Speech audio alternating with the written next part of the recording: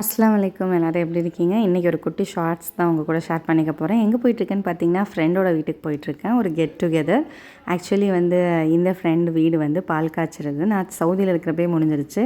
நான் சவுதியிலேருந்து இப்போ தான் சிஸ்டர் மேரேஜ், அதுக்கப்புறம் ஒரு சில இஷ்யூஸ் எல்லாம் முடிஞ்சு இப்போ தான் செட்டில் ஆச்சு.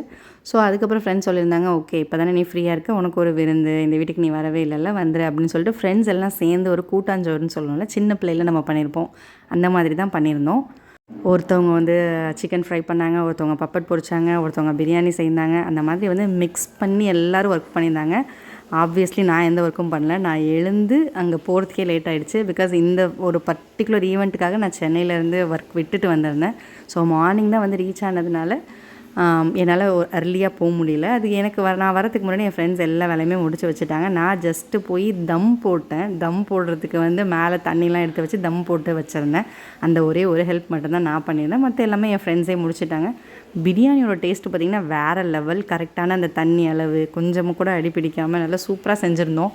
ஏன்னா ஒரு 5-6 பேருக்கு ப்ளஸ் நாங்களே 5-6 பேர் இருந்தோம். அதுக்கப்புறம் எங்களோட குட்டீஸ் எல்லாம் இந்த டைம் பார்த்திங்கன்னா குட்டீஸையும் பிளான் பண்ணி தான் கூட்டிகிட்டு போயிருந்தோம். Because one full day plan பண்ணியிருந்ததுனால வீட்டில் விட்டு போனால் இந்த அம்மாங்க கண்டிப்பாக நச்சுன்னு கால் பண்ணிகிட்டே இருப்பாங்க.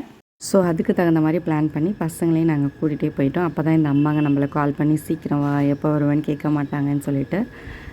இது ஒரு ஃபேமிலியாக ஒரு கெட் டுகெதர் போட்ட மாதிரி தான். எப்போயுமே ஃப்ரெண்ட்ஸ் மட்டும் பார்ப்போம். இப்போ பசங்களை கூட ஒரு ஃப்ரெண்டாக விட்டு, பேச விட்டு, சிரிக்க விட்டு, எங்கள் பசங்க இப்போ இருக்கிற ஏஜுக்கு கம்மியான ஏஜில் தான் நாங்கள் எல்லாருமே ஃபஸ்ட்டு மீட் பண்ணிக்கிட்டோம்.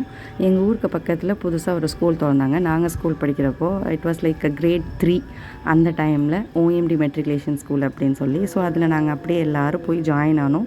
அதுக்கப்புறம் 10th வரை அங்கே தான் முடித்தோம். அதுக்கப்புறம் +1 +2 ஒரு சில பேர் நகர்ந்து போனோம், திரும்ப சேர்ந்து படித்தோம். அப்புறம் காலேஜ், அப்புறம் மேரேஜ். இப்போ வரைக்கும் ஸ்டில் நாங்கள் அந்த ஒரு ஹெல்தியான ஃப்ரெண்ட்ஷிப் மெயின்டைன் பண்ணிகிட்ருக்கோம். எல்லாரோட குட்ஸ் அண்ட் பேட்ஸ்லேயுமே எப்போயுமே நாங்கள் இருக்கணும். ஏதாவது ஒரு நல்லது கெட்டது எதுவாக இருந்தாலுமே அதில் நம்ம கலந்துக்கணும் அப்படின்னு சொல்லிட்டு அதில் ரொம்பவே கான்ஷியஸாக இருப்போம். யாராவது ஒருத்தவங்களுக்கு ஏதாவது ஒரு ஹாப்பி நியூஸ்னால் கண்டிப்பாக அந்த இடத்துல நம்ம ப்ரெசன்ஸ் இருக்கணும் அப்படின்னு சொல்லிட்டு போயிடுவோம். இதெல்லாம் ஆக்சுவலி எங்களுக்கு ஒரு வாய்ப்பு தான். நாங்கள் கெட் டுகெதர் போடுறதுக்கும், அரட்டை அடிக்கிறதுக்கும், சிரிக்கிறதுக்கும். லைஃப்பில் எவ்வளோ ரிலேஷன்ஷிப் இருந்தாலும் ஒரு பிளட் ரிலேஷன்ஷிப் அல்லாது பொறாமையே இல்லாமல் நம்ம ஃப்ரெண்ட் நல்லா இருக்கணும், அவள் ஒரு விஷயம் பண்ணியிருக்கானா அதுக்கு அவளுக்கு சப்போர்ட் பண்ணணும், அவளுக்கு ஒரு என்கரேஜிவாக ஒரு 4 வார்த்தை சொன்னால் அவள் இன்னும் ஹாப்பியாக இருப்பா அப்படின்னு நினைக்கிற மாதிரியான மென்டாலிட்டிலாம் ஃப்ரெண்ட்ஷிப்பில் தான் கண்டிப்பாக வரும்.